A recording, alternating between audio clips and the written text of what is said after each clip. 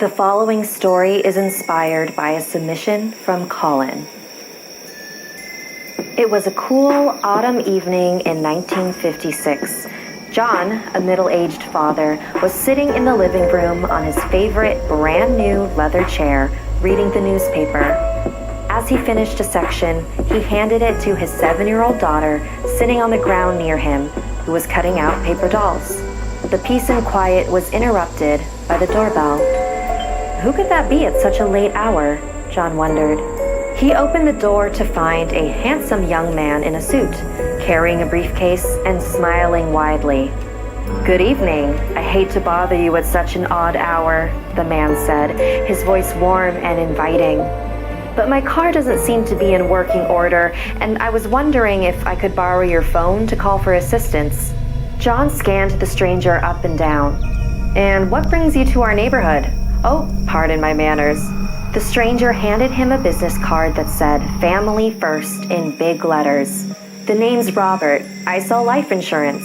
As John inspected the business card, his wife Lauren appeared behind him. "Why don't you come in and out of the cold? You are more than welcome to use our phone, but you have to stay for dinner first, and I won't take no for an answer."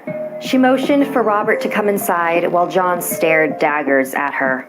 Lauren offered the new leather chair for Robert to sit in while she finished up dinner. Robert commented on how nice the new leather felt.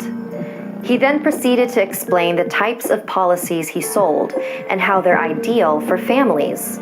"This world is full of the unexpected," Robert said. "Don't you want your family to be protected in case something happened to you?" John still wasn't comfortable with this man in their house, and before he could even respond to Robert's question, he noticed a shift in Robert's expression. Robert was looking at the newspaper headline that the young girl was cutting up. It read, "Missing insurance salesman still not found," and the rest was cut out.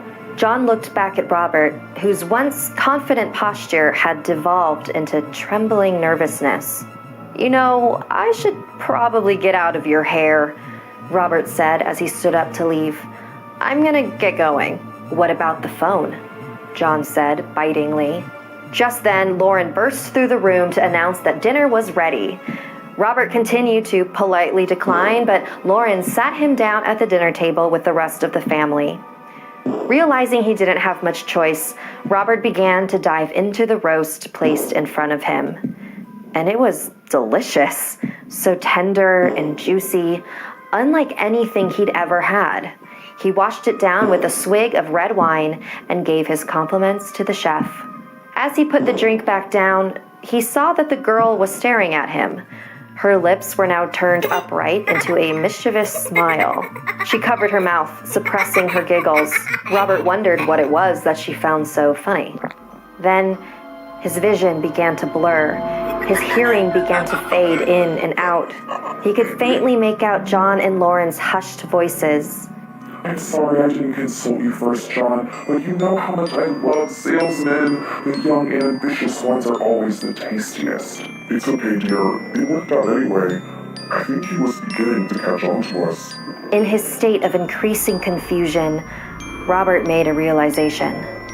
He realized what happened to the missing salesman in the headline, realized why that leather chair felt so new, realized what it was in his drink, and realized who he had just eaten. Robert wanted to be in the business of helping families from the unexpected. Unfortunately, he wasn't prepared for this family who would be helping themselves to him.